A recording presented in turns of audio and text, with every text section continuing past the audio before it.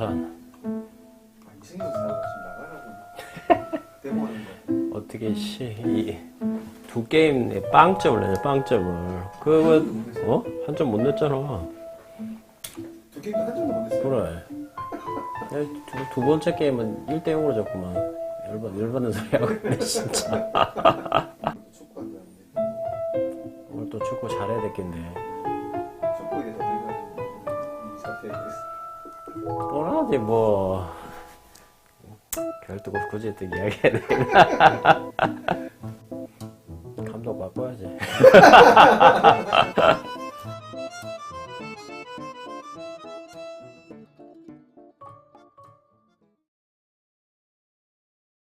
고2 1년 내내 국어 내신에 집중하느라 수능 국어 준비가 안 된 채로 3학년에 올라온 학생의 엄마입니다. 3학년 내내 비학원 현강, 과외까지 돌리며 하루 3에서 4시간씩 숙제 쳐내며 했는데 성적은 기대에 못 미칩니다. 수능이 얼마 남지 않은 상황이라 걱정이 너무 앞섭니다. 짧은 기간 국어 성적을 올릴 수 있는 방법이 있을까요? 짧은 기간이요? 짧은 기간에 국어 성적을 올리는 방법은 본래는 없어요. 없는데, 지금 이제 수능이 만약에 한 달, 두 달 남았다. 그럼 가장 지금 빨리 올릴 수 있는 방법은 딱 한 가지입니다. 모의고사 시간 재고 푸는 거, 그게 가장 좋은 방법이죠. 어려운 걸 풀든, 쉬운 거 풀든, 그걸 해서 딱 재서 한 20회 정도 풀면 확실히 늡니다. 예. 6개월 들어가면은 조금 이제 내용이 다르죠. 일단은 지금 제가 애들 상담해보면 수학만큼 가장 안 올라가는 게 국어입니다. 국어. 지금 국어의 가장 문제점은 작문이거든요. 근데 애들이 작문을 읽어내지를 못해요. 읽다가 딴 생각을 해버리고 중간에 다 읽지 못하고. 근데 이거는 어른도 똑같은 현상이 생기거든요. 책을 한 권을 다 본다고 했을 때 초반에 한 30페이지까지는 딴 생각이 엄청 많이 나거든요. 그러니까 그걸 집중하는 연습을 해야 돼요. 딱 시간. 뭐 짧게 나눠서 우리가 말하는 독서 같은 경우에 그 한 문장을 몇 분에 읽어야 된다. 그러면 진짜 읽어내는 연습을 딱 시간을 재가지고 하는 연습을 꾸준하게 하면은 실제로 시험장 가서 효과가 있습니다. 예.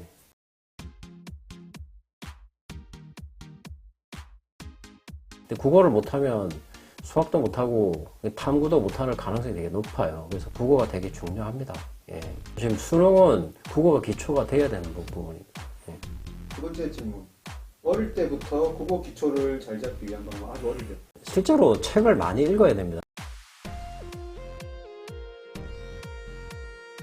책도 무슨 어떤 책이든 상관없거든요.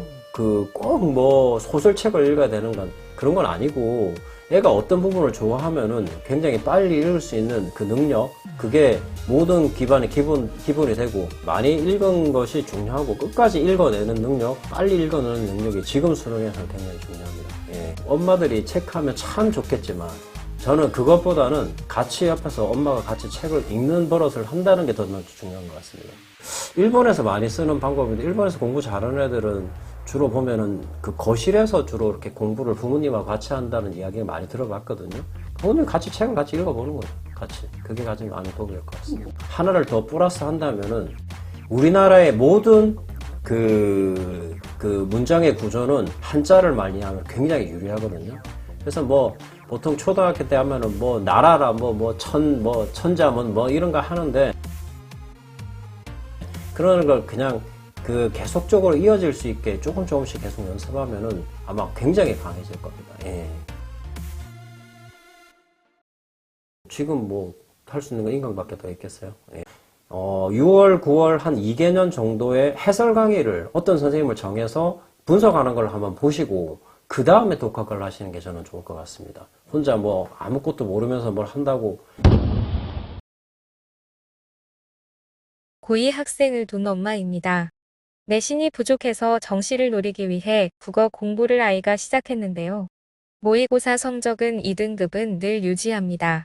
그런데 1등급 이상 가기 위한 그 어떤 공부법도 마음에 들지 않는다고 합니다.